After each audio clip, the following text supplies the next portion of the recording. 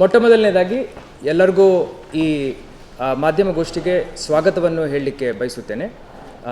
ಮೊದಲನೇದಾಗಿ ನಾನು ನಮ್ಮ ಕಂದಾಯ ಇಲಾಖೆ ಅಧಿಕಾರಿಗಳಿಗೆ ಹಾಗೂ ಪೊಲೀಸ್ ಇಲಾಖೆ ಅಧಿಕಾರಿಗಳಿಗೆ, ಅದರಲ್ಲಿಯೂ ಸ್ಪೆಷಲಿ ಪೊಲೀಸ್ ಆಯುಕ್ತರಿಗೆ ನಾನು ಅಭಿನಂದನೆಗಳು ಹೇಳಬೇಕು. ಭಾಳ ಒಳ್ಳೆ ರೀತಿಯ ಒಂದು ಇನ್ವೆಸ್ಟಿಗೇಷನ್ ಹಾಗೂ ಪ್ರಿಲಿಮಿನರಿ ಇನ್ವೆಸ್ಟಿಗೇಷನ್ ಮಾಡಿದ್ದಾರೆ. ಅದೇ ರೀತಿ ನಮ್ಮ ಇಲಾಖೆಯ ಅಪರ ಮುಖ್ಯ ಕಾರ್ಯದರ್ಶಿಗಳು ಕಟಾರಿಯಾ ಸಾಹೇಬರಿಗೆ ಹಾಗೂ ಸ್ಟೇಟ್ ನೋಡಲ್ ಆಫೀಸರ್ ಅಮ್ಲನ್ ಬಿಸ್ವಾಸ್ ಸಾಹೇಬ್ರಿಗೂ ನಾನು ಧನ್ಯವಾದಗಳು ಹೇಳಬೇಕು. ಅವರು ಲಾಸ್ಟ್ ಒಂದು 6 ಮಂತ್ಸಿಂದ ಈ ರೀತಿಯ ಪ್ರಕರಣಗಳಲ್ಲಿ ಯಾವ ರೀತಿಯ ಕಾನೂನನ್ನು ನಾವು ಬಳಸ್ಕೋಬೇಕು ಹಾಗೂ ಅದರದ್ದು ಪದ್ಧತಿ ಹೆಂಗಿರಬೇಕು ಅನ್ನೋದ್ರ ಬಗ್ಗೆ ನಮಗೆ ಅವರು ಮಾರ್ಗದರ್ಶನವನ್ನು ನೀಡಿದ್ದಾರೆ. ಈಗ ಈ ಒಂದು ಸುದ್ದಿಗೋಷ್ಠಿನಲ್ಲಿ ನಾವು ಪ್ರೇಕ್ಷಕರಿಗೋಸ್ಕರ ಪಾರದರ್ಶಕತೆ ಇರಬೇಕಂತ ಹೇಳಿ ಹಾಗೂ ಠೇವಣಿದಾರರ ಹಿತಾಸಕ್ತಿಯನ್ನು ಕಾಪಾಡಲಿಕ್ಕೆ, ಅದೇ ರೀತಿ ಯಾವುದೇ ರೂಮರ್ಸ್, ಮಿಸ್ಇನ್ಫಾರ್ಮೇಷನ್ ಸ್ಪ್ರೆಡ್ ಆಗಬಾರ್ದಂತ ಹೇಳಿ ಇವತ್ತು ಪೊಲೀಸ್ ಆಯುಕ್ತರು ಹಾಗೂ ನಾನು ಈ ಒಂದು ಜಂಟಿ ಸುದ್ದಿಗೋಷ್ಠಿಯನ್ನು ನಾವು ಕರೆದಿದ್ದೀವಿ. ಮೊಟ್ಟಮೊದಲನೇದಾಗಿ ನಾವು 29/4/2026 ಅಂದರೆ ಹಿಂದಿನ ತಿಂಗಳು ನಾವು ಒಂದು KPID ಬಡ್ಸ್ ಕೋಆರ್ಡಿನೇಷನ್ ಸೆಲ್ ನಮ್ಮ ಜಿಲ್ಲಾಧಿಕಾರಿ ಕಚೇರಿನಲ್ಲಿ ಈ ಒಂದು ಸ್ಕ್ಯಾಮ್ ಸೆಲ್ ಅಂತ ಏನಿದೆ ಇದರದ್ದು ನಾವು ಸ್ಥಾಪನೆ ಮಾಡಿದ್ವಿ. ಇದನ್ನು ಸ್ಥಾಪನೆ ಮಾಡಿ 1 ತಿಂಗಳಾಗ್ತಾಯಿದೆ. ಈ ಸ್ಥಾಪನೆ ಆದ ನಂತರ ಇದರದ್ದು ಈ ಸೆಲ್ ಜವಾಬ್ದಾರಿ ಏನಿತ್ತು? ಈ ಸೆಲ್ಲಲ್ಲಿ ಡಿಸ್ಟ್ರಿಕ್ಟ್ ಮ್ಯಾಜಿಸ್ಟ್ರೇಟ್, ಜಿಲ್ಲಾ ದಂಡಾಧಿಕಾರಿಯಾಗಿ ನಾನಿರ್ತೀನಿ, ಪೊಲೀಸ್ ಆಯುಕ್ತರು ಇರ್ತಾರೆ, SP ರವರು ಇರ್ತಾರೆ, ಹಾಗೂ ಸಹಕಾರಿ ಇಲಾಖೆ ಅಧಿಕಾರಿಗಳಿರ್ತಾರೆ, ನಮ್ಮ ಕಮರ್ಷಿಯಲ್ ಟ್ಯಾಕ್ಸಸ್ ಡಿಪಾರ್ಟ್ಮೆಂಟ್ ಅವರು ಇರ್ತಾರೆ. ಇವರೆಲ್ಲರೂ ಯಾವುದೇ ರೀತಿಯ ಇನ್ಫಾರ್ಮೇಷನ್ ನಮಗೆ ಸೋಷಿಯಲ್ ಮೀಡಿಯಾದಲ್ಲಿರ್ಬೋದು, ನಮಗೆ ಮಾಧ್ಯಮದಲ್ಲಿ ಬಂದಿರ್ಬೋದು, ಮಾರ್ಕೆಟ್ ಇಂಟೆಲಿಜೆನ್ಸ್ ಅಂತ ಏನು ಹೇಳ್ತೀವಿ ಅದನ್ನು ನಾವು ಕಲೆಕ್ಟ್ ಮಾಡ್ತಾ ಇರ್ತೀವಿ. ಇದರಲ್ಲಿ KPID Karnataka protection of interest of depositors in financial establishments act 2004 ಅಡಿಯಲ್ಲಿ ಹಾಗೂ buds act banning of unregulated deposit scheme, ಈ 2 ಕಾನೂನು ಅಡಿಯಲ್ಲಿ ಯಾವುದೇ ರೀತಿಯ ಇಲ್ಲಿಗ್ಯಾಲಿಟಿ ಇದೆ ಅಂದರೆ ಇದನ್ನು ನಾವು ಮಾನಿಟರ್ ಮಾಡ್ತಾ ಇರ್ತೀವಿ. ಇದೇ ರೀತಿಯ ಒಂದು ಸೆಟಪ್ ನಮ್ಮ ಪೊಲೀಸ್ ಇಲಾಖೆಯಲ್ಲಿ ಮಾನ್ಯ ಪೊಲೀಸ್ ಆಯುಕ್ತರ ಹತ್ರ ಹಾಗೂ SP ರವರ ಹತ್ರನೂ ಇದೆ. ಈ ಎಲ್ಲ ಕೋಆರ್ಡಿನೇಷನ್ ಮಾಡಿಕೊಂಡು ಲಾಸ್ಟ್ ಒಂದು 2 ತಿಂಗಳಿಂದ ಇದರದ್ದು ಇನ್ವೆಸ್ಟಿಗೇಷನ್ ಆಗಿ 1 ತಿಂಗಳಿಂದ ಇದರ ಮೇಲೆ ಬಹಳ ಸೂಕ್ಷ್ಮತೆಯಿಂದ ನಾವು ಎಂಕ್ವೈರಿ ಮಾಡಿ ಒಂದು ಹಂತಕ್ಕೆ ಬಂದ ನಂತರ ನಾವು ಕಾನೂನಾತ್ಮಕ ಕ್ರಮವನ್ನು ವಹಿಸಿದ್ದೀವಿ. ಇದರಲ್ಲಿ ನಮಗೆ ಪ್ರೈಮಾ ಫೇಸಿ ಮಾರ್ಕೆಟ್ ಇಂಟೆಲಿಜೆನ್ಸ್ ರಿಪೋರ್ಟ್ ಮುಖಾಂತರ ಏನು ಇನ್ಫಾರ್ಮೇಷನ್ ಬಂದಿದೆ, ಅದಲ್ಲದೆ ಮಾನ್ಯ ಪೊಲೀಸ್ ಆಯುಕ್ತರವರು ಬಹಳ ಡೀಟೇಲ್ಡಾಗಿ ಒಂದು ರಿಪೋರ್ಟನ್ನು ನನಗೆ ಸಲ್ಲಿಸಿದ್ದಾರೆ. ಆ ರಿಪೋರ್ಟಲ್ಲಿ ಶಿವಮ್ ಅಸೋಸಿಯೇಟ್ಸ್ ಅಕ್ಯುಮೆನ್ ಅಂತನೂ ಅದರದ್ದು ಅಲಯಾಸ್ ಇದೆ.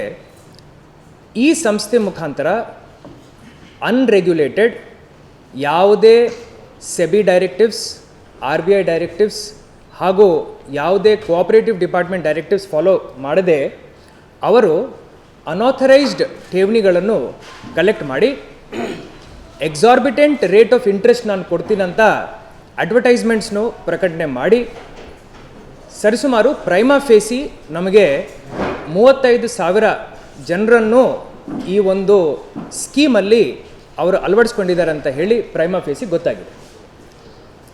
ಅದರಂತೆ ಪೊಲೀಸ್ ರಿಪೋರ್ಟ್ನು ಆಧಾರದಲ್ಲಿ ಇಟ್ಕೊಂಡು ಹಾಗೂ ನಾವು ಮಾರ್ಕೆಟ್ ಇಂಟೆಲಿಜೆನ್ಸ್ನು ಆಧಾರದಲ್ಲಿ ಇಟ್ಕೊಂಡು ಪ್ರಿಲಿಮಿನರಿ ಎಂಕ್ವೈರಿ ನಾವು ಅಸಿಸ್ಟೆಂಟ್ ರಿಜಿಸ್ಟ್ರಾರ್ ಆಫ್ ಕೋಆಪರೇಟಿವ್ ಸೊಸೈಟೀಸಿಗೆ ನಾನು ಆದೇಶವನ್ನು ಮಾಡಿದ್ದೆ.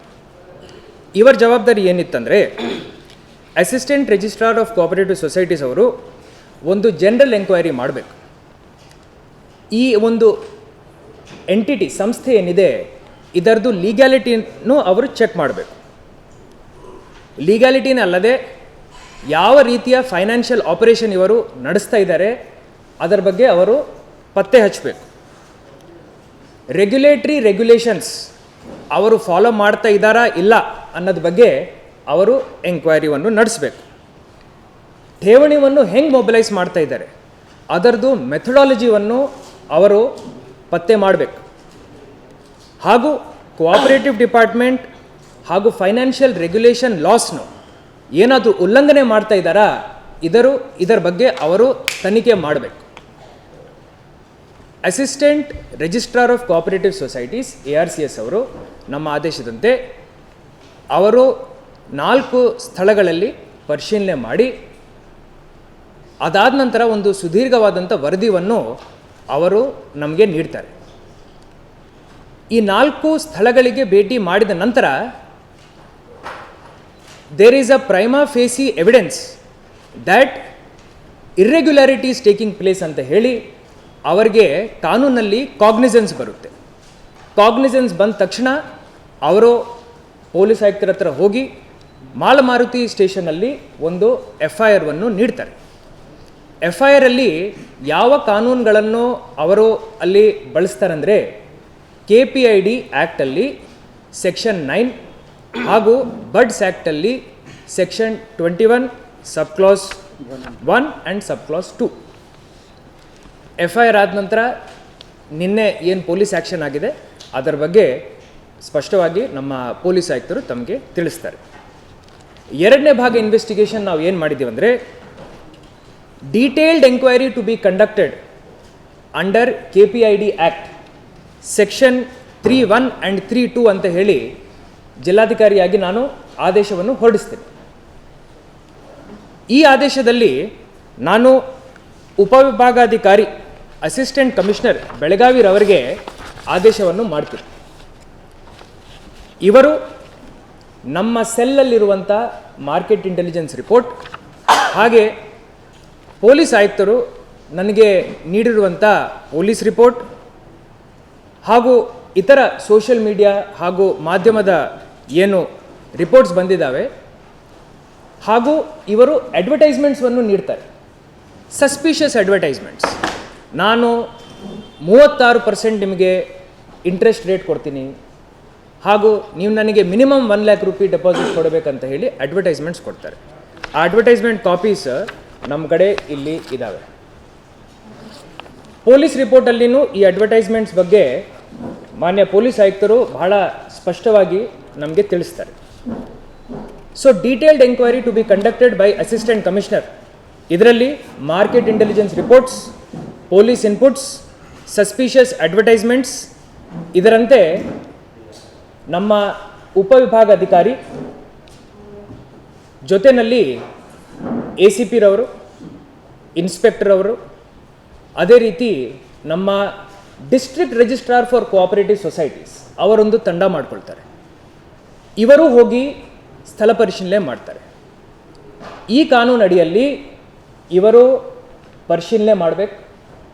ಪರಿಶೀಲನೆ ಮಾಡಿ ಒಂದು ಡೀಟೇಲ್ಡ್ ವರದಿಯನ್ನು ಜಿಲ್ಲಾಧಿಕಾರಿಯಾಗಿ ನನಗೆ ಅವರು ಸಲ್ಲಿಸಬೇಕು.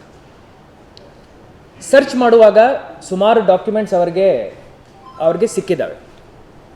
ಉದಾಹರಣೆಗೆ ಫೈನಾನ್ಷಿಯಲ್ ಟ್ರಾನ್ಸಾಕ್ಷನ್ಸ್, ಠೇವಣಿದಾರರ ಪಟ್ಟಿ ಹಾಗೂ ಅವರಿಗೆ ನಿಮ್ಮ ಕಡೆ ಏನಾದರೂ ರೆಗ್ಯುಲೇಟ್ರಿ ಪರ್ಮಿಷನ್ಸ್ ಇದಾವ ಇಲ್ಲ ಅಂತ ಕೇಳುವಾಗ ಅವರು AC ರವರಿಗೆ ಯಾವುದೇ ರೆಗ್ಯುಲೇಟ್ರಿ ಪರ್ಮಿಷನ್ ಕಾಪೀಸ್, ಲೈಸೆನ್ಸಸ್ ತೋರಿಸಲಿಕ್ಕೆ ಆಗಲ್ಲ.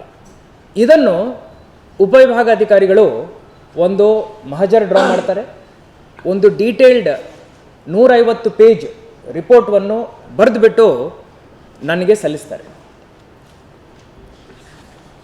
ಈಗ ಈ ರಿಪೋರ್ಟ್ ಸಲ್ಲಿಸಿದ ನಂತರ ಕಾನೂನಡಿಯಲ್ಲಿ ಜಿಲ್ಲಾಧಿಕಾರಿಯಾಗಿ ನಾನು revenue secretary as per KPID act ನಾನು ಸೆಕ್ರೆಟರಿ ಆಫ್ ರೆವೆನ್ಯೂ ಡಿಪಾರ್ಟ್ಮೆಂಟ್ಗೆ ಇಮಿಡಿಯೇಟ್ಲಿ ತಿಳಿಸಬೇಕಾಗುತ್ತೆ. ಅವರು ನಿನ್ನೆ ನಮ್ಮ ಅಸಿಸ್ಟೆಂಟ್ ಕಮಿಷನರ್ ಅವರು ನಿನ್ನೆ ನನಗೆ ವರದಿ ಸಲ್ಲಿಸಿದ್ದಾರೆ. ನಾನು 2 ತಾಸು ಆ ವರದಿಯನ್ನು ಓದಿ ಅದರಲ್ಲಿ ಇರುವಂಥ ನ್ಯೂನತೆಗಳನ್ನು ನಾನು ವೆರಿಫೈ ಮಾಡಿಕೊಂಡು ನಿನ್ನೆ ರಾತ್ರಿ ಸರ್ಕಾರಕ್ಕೆ ಆ ವರದಿಯನ್ನು ಸಲ್ಲಿಸಿದೆ. ಸರ್ಕಾರ ಹಂತದಲ್ಲಿ ಈಗ ಆಗೋ ಕೆಲಸ ಏನಂದರೆ ನಮ್ಮ ಅಪರ ಮುಖ್ಯ ಕಾರ್ಯದರ್ಶಿಗಳು ಕಂದಾಯ ಇಲಾಖೆಯವರು ಸ್ಟೇಟ್ ನೋಡಲ್ ಆಫೀಸರ್ಗೆ ಕಾಂಪಿಟೆಂಟ್ ಅಥಾರಿಟಿಗೆ ಅವರು ನೇಮಕ ಮಾಡ್ತಾರೆ. Competent authority has all the powers to seize movable, immovable properties, freeze bank accounts, and also take action by taking the concurrence of special court. ಒಂದು ಸ್ಪೆಷಲ್ ಕೋರ್ಟ್ ಈ ಆ್ಯಕ್ಟ್ ಅಡಿಯಲ್ಲಿ ರಚನೆ ಮಾಡಲಾಗಿದೆ. ಇದರಲ್ಲಿ ಪ್ರೈಮಾ ಫೇಸಿ 35,000 ಜನ ಅಂತ ನಾವು ಏನು ಹೇಳ್ತಾ ಇದ್ವಿ, ಪ್ರತಿಯೊಬ್ಬರಿಂದ ಇವರ ಅಡ್ವರ್ಟೈಸ್ಮೆಂಟ್ ಪ್ರಕಾರ ಮಿನಿಮಮ್ ನನಗೆ 1 ಲಕ್ಷ ತಾವು ಹ್ಯಾಂಡ್ ಲೋನ್ ಕೊಡಬೇಕು, ಠೇವಣಿ ಇಡಬೇಕು ಅಂತ ಹೇಳಿ ಏನು ಹೇಳ್ತಾರೆ, ಇದರದ್ದು ಕ್ವಾಂಟಮ್ 50 ಕೋಟಿ ಮೀರಿ ಹೋಗುತ್ತೆ. ಅದು ಎಷ್ಟು ಹೋಗುತ್ತೆ ಅಂತ ನಾನು ಈಗ ಹೇಳಲ್ಲ, ಬಟ್ 50 ಕೋಟಿ ಮೀರಿ ಹೋಗುತ್ತೆ. 50 ಕೋಟಿ ಮೀರಿ ಹೋದ ನಂತರ ಪೊಲೀಸ್ ಇಲಾಖೆಯವರು, ನಮ್ಮ ಪೊಲೀಸ್ ಆಯುಕ್ತರು ಒಂದು ಡೆಸಿಷನ್ ತಗೊಂಡು ಇದು ಬಹುಶಃ ಅವರು CID ಅವರಿಗೆ ಹ್ಯಾಂಡ್ ಓವರ್ ಮಾಡ್ತಾರೆ. ಫೈನಲಿ ಈ ಒಂದು ಮಾಧ್ಯಮದ ಗೋಷ್ಠಿಯಿಂದ ನಾನು ಎಲ್ಲ ಜನಸಾಮಾನ್ಯರಿಗೆ ಏನು ಹೇಳಲಿಕ್ಕೆ ಬಯಸುತ್ತೇನೆಂದರೆ, ಈ ಅನ್ರೆಗ್ಯುಲೇಟೆಡ್ ಪಾನ್ಜಿ ಸ್ಕೀಮ್ಸ್ ಇದ್ದಾವೆ.